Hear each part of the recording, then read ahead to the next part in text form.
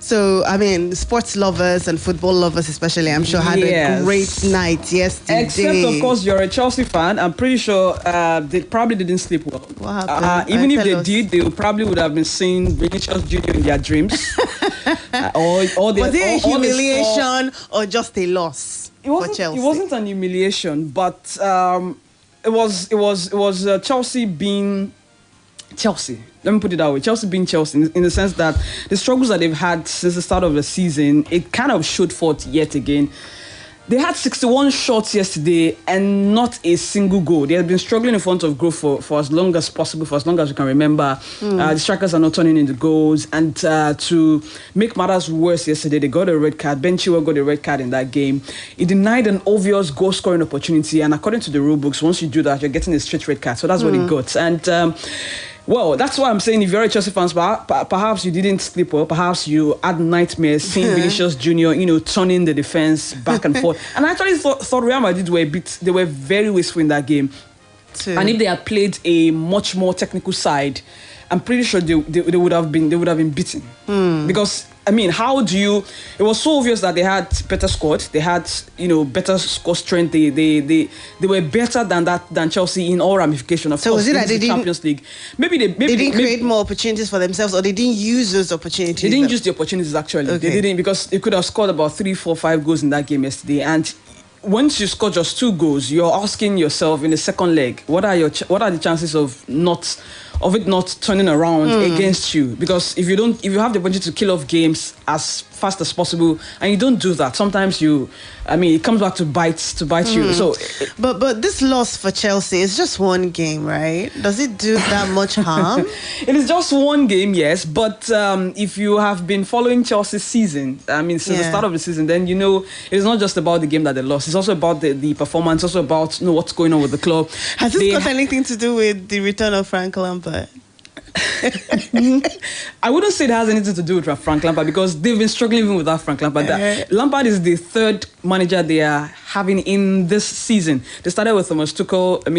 Went over to Graham Potter. From Graham Potter sacked. Frank had to come in interim capacity. So it wasn't about what Frank Lampard did or didn't do. It was basically around the issues that the club has been having over for a while. And I've seen tweets from many Chelsea fans yesterday on Twitter and saying, maybe we should just crash out of the Champions League and then we can think about how to escape relegation in the Premier League. It's not as if they are. That's like giving off hope completely somehow, because they look closer to.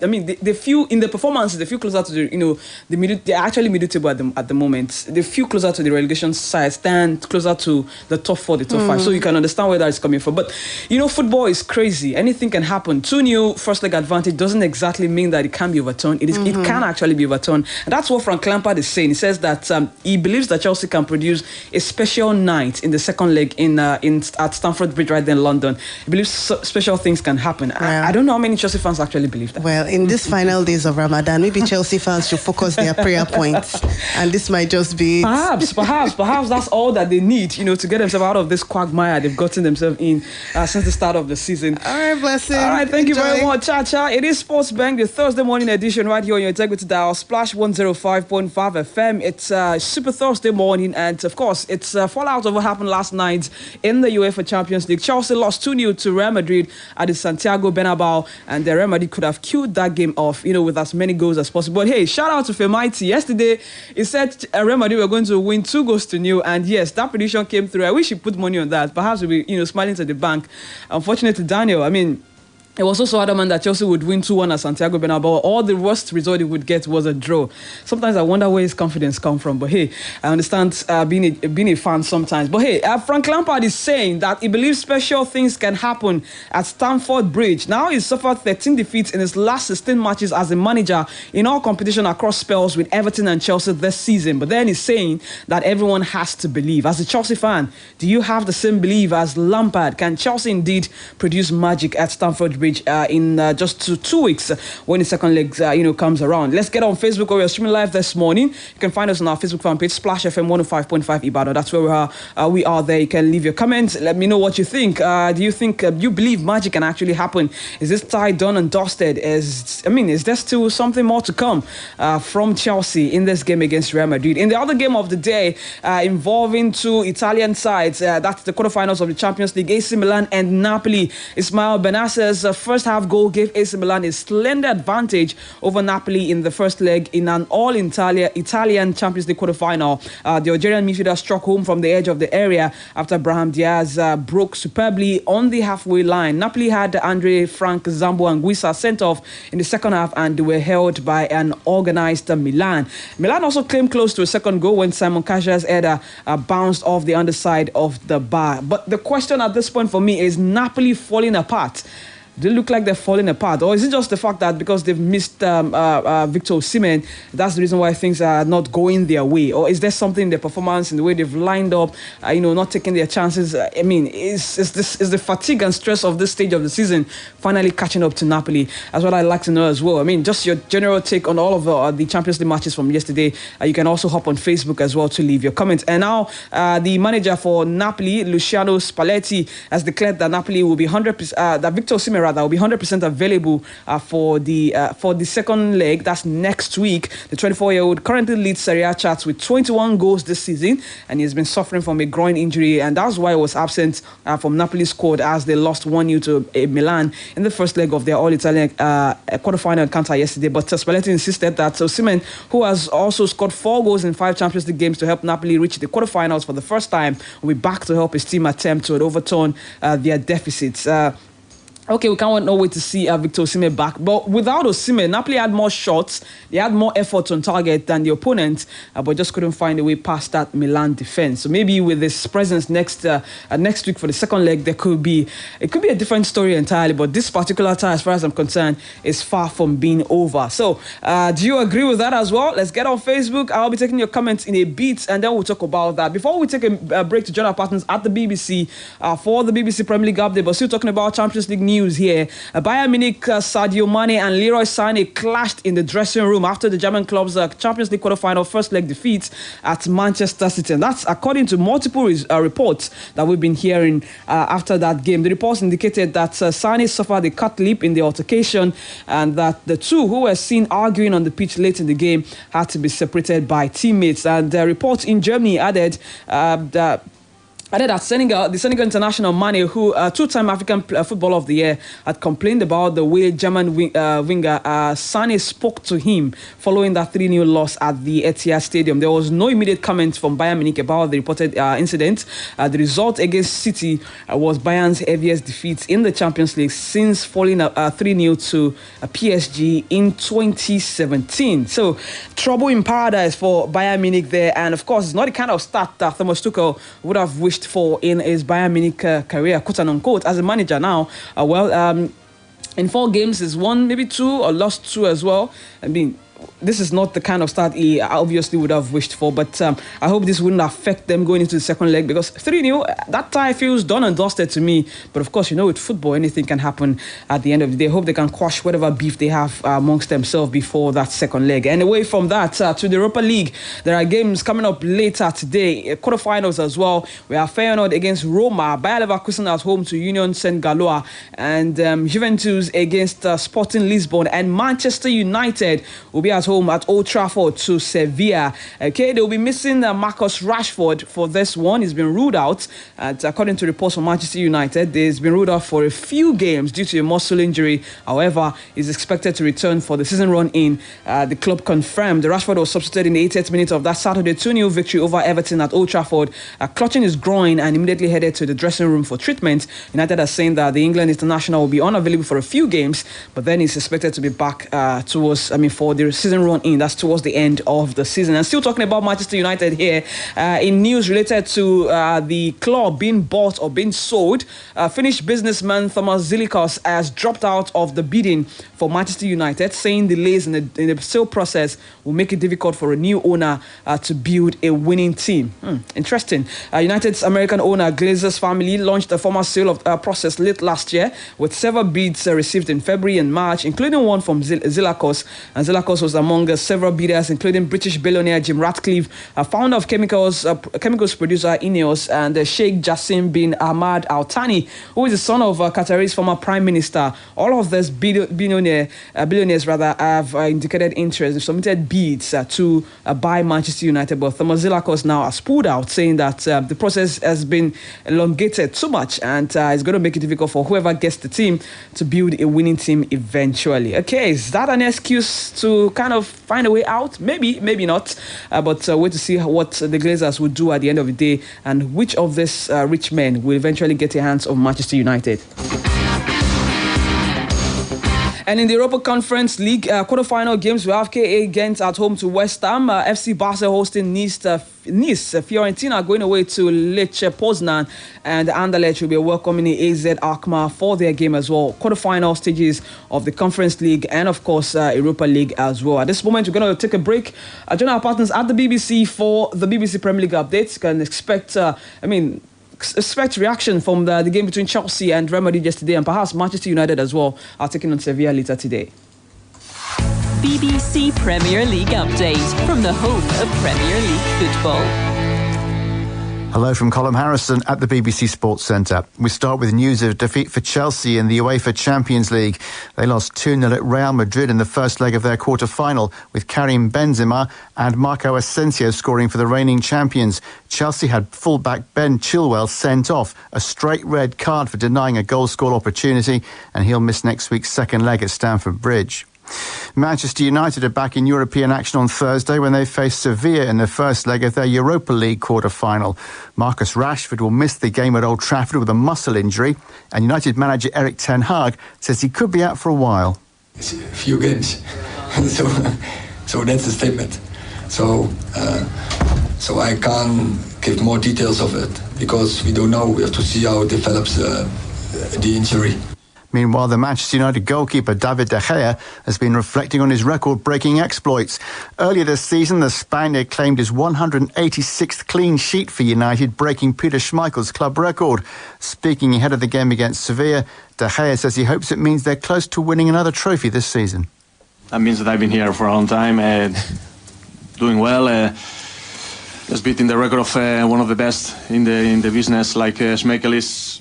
Yeah, it makes me so proud, and now it's moment to keep more clean sheets, to still improving and doing even better. And yeah, when we are keeping clean sheets, we are closer to winning big things. For more football news from the BBC, including the build-up to West Ham United's game at Ghent in the Europa Conference League, go to bbc.com/football. BBC Premier League update from the home of Premier League football. Okay, welcome back from that break. Remember, we're live on our Facebook fan page where we're streaming, and I'd just like to know, Chelsea, Frank Lampard is saying that he believes that something can happen, that special things can happen at Stamford Bridge for the second leg of that game. They just have to believe. Can Chelsea indeed produce this magic? And is Napoli falling apart after they lost 1-0 to AC Milan in the Champions League yesterday? It's not done and dusted anyway, but they'll be missing Anguissa for the second leg of that game. Are they falling apart? Spalletti has also confirmed that Victor Osimhen will be available for the second leg of that game. Is it being rushed back? Well, many questions here. Let's get on Facebook. I'd like to know what you think about that. And still continuing with football stories here, but from the European scene, Nottingham Forest have sacked sporting director Filippo Giraldi after only 6 months. The Italian joined in October after Forest made a British record 22 signings over the summer, overseeing the January transfer window spending. Forest will have won only once since January, said Giraldi has left amicably. Okay. And the last week, you remember, the owner, Evangelos Marinakis, said results must improve immediately under manager Steve Cooper. But then they continue to back him to continue with his job. They're not sacking him just yet. Okay, let's see how far they can go with that one. And UK and Ireland's final bid to host Euro 2028 has been submitted with the 10 shortlisted host stadiums reviewed. Matches will take place in England at Wembley, Villa Park, Everton Stadium, Tottenham Hotspur Stadium, Etihad Stadium, and St James's Park in Dublin at the Aviva Stadium. The Belfast at Kismet Park, in Glasgow at Hampden Park, and Cardiff's Principality Stadium. All of the stadium are going to be hosting the UK and Ireland's final bid to host the Euro 2028. That's if eventually they get granted the hosting right there. Old Trafford, which is has the second highest capacity of all football stadiums in England, has been initially put forward as a potential venue, but Manchester United decided to withdraw from the shortlist following talks with the FA. The club said in a statement last week, Manchester United were pleased to put Old Trafford forward as a potential host of UEFA Euro 2028 matches and proud of the strong case that they have made. However, during the follow-up discussions with the FA, it became clear that they were unable to provide the necessary certainty around the availability of Old Trafford due to potential redevelopment of the stadium. Well, let's see if indeed UK and Ireland will win the hosting rights for the Euro 2028. But of course, they submitted their bids, and all of those stadiums have been, they are what they have, placed in the bid as stadiums that they want to host this event.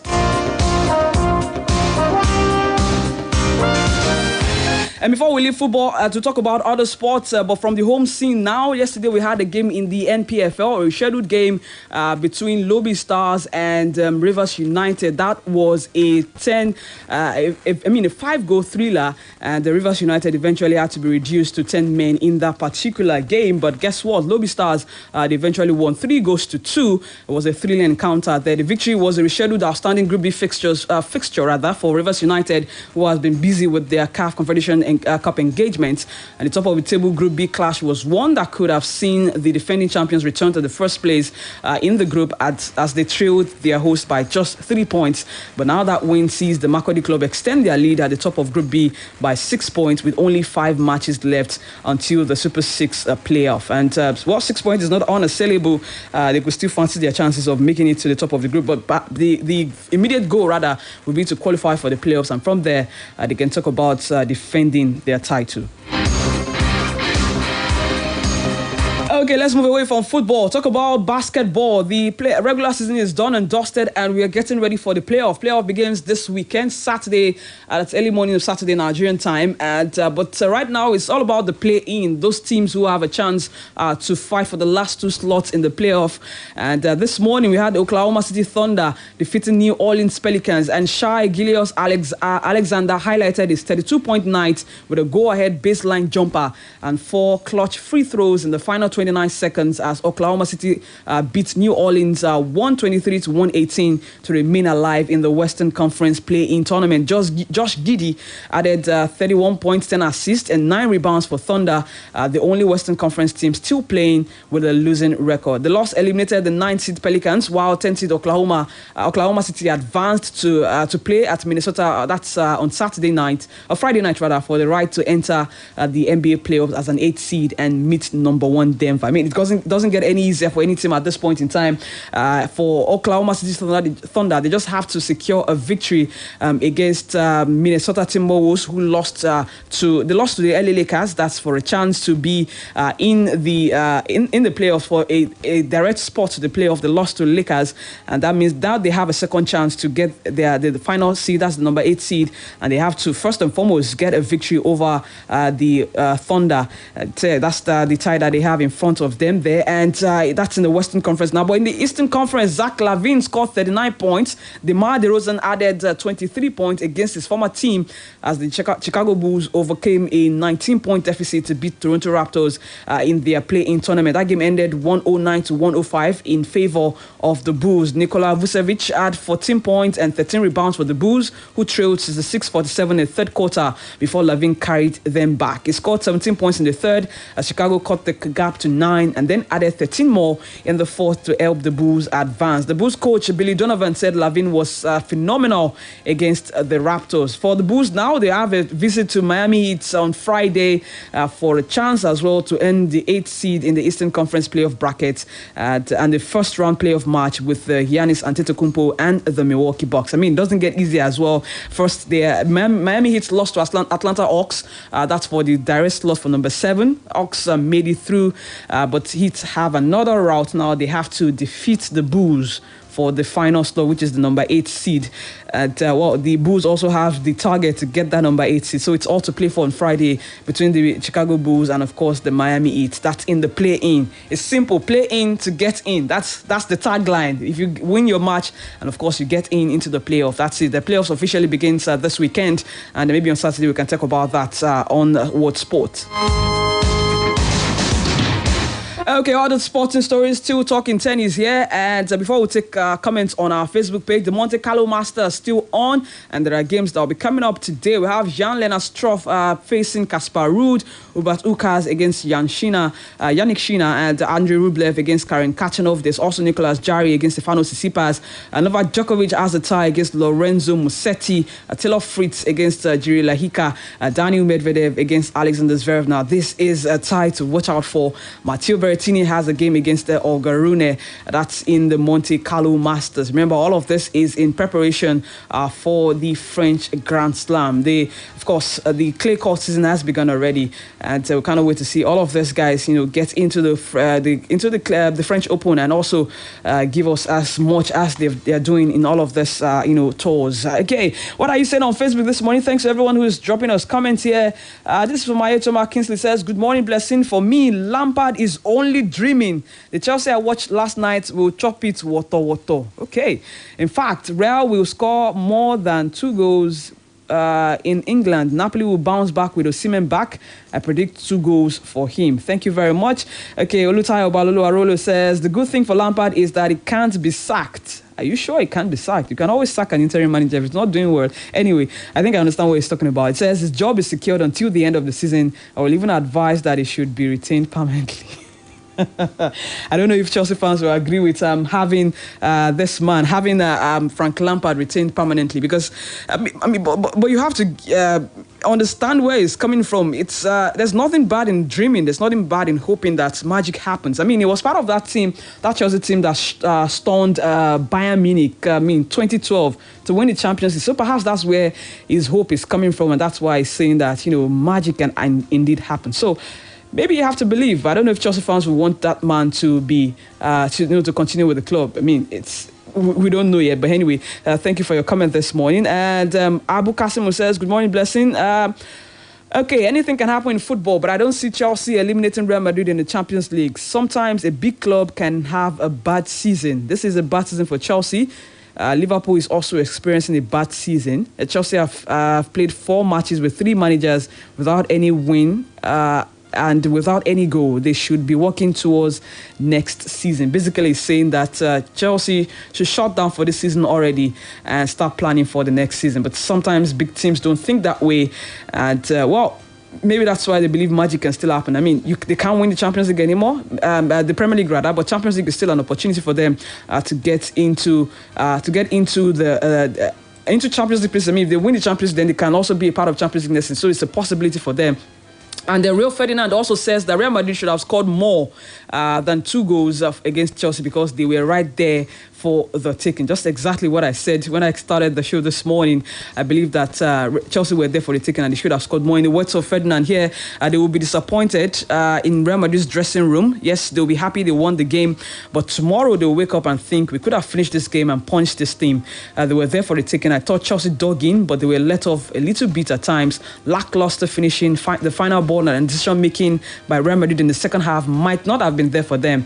I think Frank Lampard needs to rally around on this team now and tell his players this game isn't over. Exactly what he's doing by saying that he believes that special things can happen at Stamford Bridge. And says if we get an early goal at Stamford Bridge, the atmosphere is electric. When that happens in this type of games, so bring the beliefs. Yes, you lost 2-0, but the tie is still in the balance. Exactly what I am saying. I mean, Rio Ferdinand pretty much are saying in a better way perhaps what I have been saying. This game is not done and dusted for Chelsea, and maybe Real Madrid will ask themselves why they didn't take a chance. They didn't take their chance to score as much goals as possible. Okay, we have to leave on Sportsbag this morning. Thank you very much everyone who's dropped by the show today, left comments on Facebook. We appreciate you so much. Join us tomorrow for Winning Friday edition of the show at 7:30. I'll be back here by His Grace on Saturday. My name is Blessing Fowowe. Au revoir.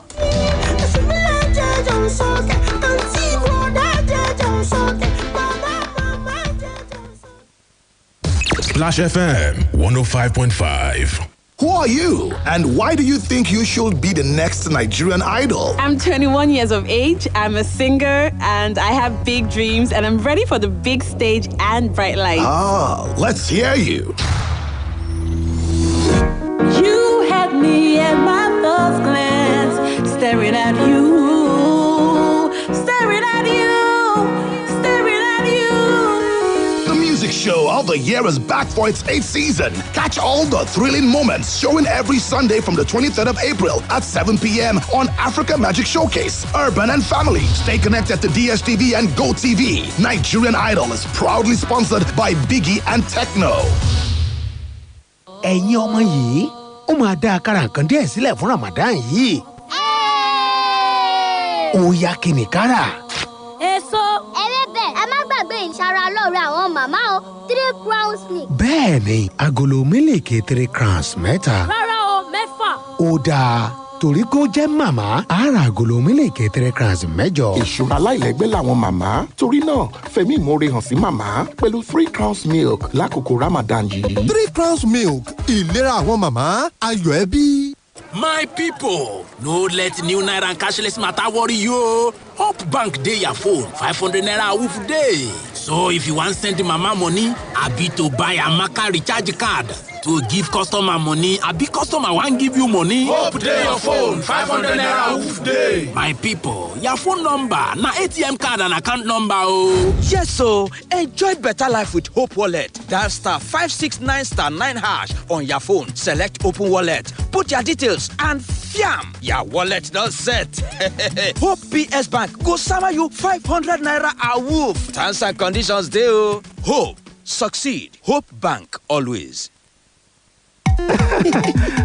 Ìfẹ́ mi, ẹni lọ́jọ́ ìfúnni lábẹ́rẹ́ wa. Bẹ́ẹ̀ ni, pẹ̀lú abẹ́rẹ́ aládàágún fún ìdáàbòbò ara ẹni yìí, a lè ṣeré ìfẹ́ fóṣù 3 láìsí fòyòyún àìròtẹ́lẹ̀. Bí báwo? Màá fa ẹran itan mi, màá sì gàbẹ́rẹ́ yìí sórí itan tí mo fà. Káde máa gbádùn ara wa lọ fóṣù 3 nìyẹn. Abẹ́rẹ́ kẹ̀, ṣé yẹn wà nínú ẹ̀? Kò séwu ìfẹ́ mi, abẹ́rẹ́ tíntínní ni bí eléyìí. Àkíkà, ó ti gún kódà ó mìíràn rárá. Ṣé bí mo sọ fún ẹ? Bó o bá fẹ́ lábẹ́rẹ́ aládàágún fúngbà àkọ́kọ́, lọ́dọ̀ ṣiṣẹ́ ìlera fúngbà ní níyànjú. Fàlàyé nípa àwọn ọ̀nà mìíràn láti bọ́ lọ́wọ́ oyún àìròtẹ́lẹ̀. Tẹ ẹ̀rìn èjì ọ̀kan lọ́fẹ̀ẹ́ lórí Airtel. Kó o dẹ̀ tẹ 30 tàbí kó o lọ sórí ẹ̀rọ ayélujára discoveryourpower.org. Ìpolówó yìí wá látọwọ́ àwọn ẹgbẹ́ tó ń bójútó ìlera ẹbí, Society for Family Health, pẹ̀lú iléeṣẹ́ ìjọba àpapọ̀ tó ń bójútó ètò ìlera. Here you go, dear. Mom, you didn't add milk. No need to. Taste it and see why. Wow, but how? Is it milky? Very. Is it creamy? Yes. That's Milo 3-in-1 milky and creamy for you. It's so milky. I don't need to add more milk. I love it, Mommy. Give your kids the new Milo 3-in-1. Milky and creamy. It's truly milky. It contains calcium to help your champ win every day. Milo, energy to go further. Milo. Ní òru ọ̀gànjọ́, ó ń gba ìpè kan tó ṣe pàtàkì gan-an. Lójijì ló bá gbọ́. You have 1 minute remaining. Tó bá yára ń tú pọ́ọ̀sì rẹ̀. Ló bá rí kọ́bọ̀ ń bẹ̀. Ìbá ṣe pé o lè fowó sórí ẹ̀rọ ìbánisọ̀rọ̀ rẹ. Kódà láì mówó lọ́wọ́, kó o tún gbẹ̀bùn rìchaàjì. Àkókò ìpè tó o ní òtó nǹkan máa bí má mi kàn. Ṣáàtì dáńlóòdù My MTN NG app láti fi àkókò ìpè sórí ẹ̀rọ ìbánisọ̀rọ̀ rẹ. Tàbí kí o tẹ *904# láti ra àkókò ìpè pẹ̀lú owó inú àkáǹtì ilé ìfowópamọ́ rẹ nígbàkúgbà. Kó o sì fi ẹ̀bùn ìdámẹ́ẹ̀dógún owó tó o bá rà sórí ẹ̀rọ ìbánisọ̀rọ̀ rẹ ṣe fàjẹ́. Bó ti rí gan-an nù, ó rọrùn gbà. MTN, kí ni ká gbé ṣe lónìí? Hey, Omo, see package. This is what I call full house. Yes, sir. That's me. I full. Who's talking about you? I'm talking about this Peak Yogurt Drink Full House pack in your hand. Introducing the Peak Yogurt Drink 1 liter Full House pack with more refreshment, which contains fresh cow milk. Share and enjoy full house goodness filled with essential vitamins and minerals. Peak. Reach for your peak. From the top.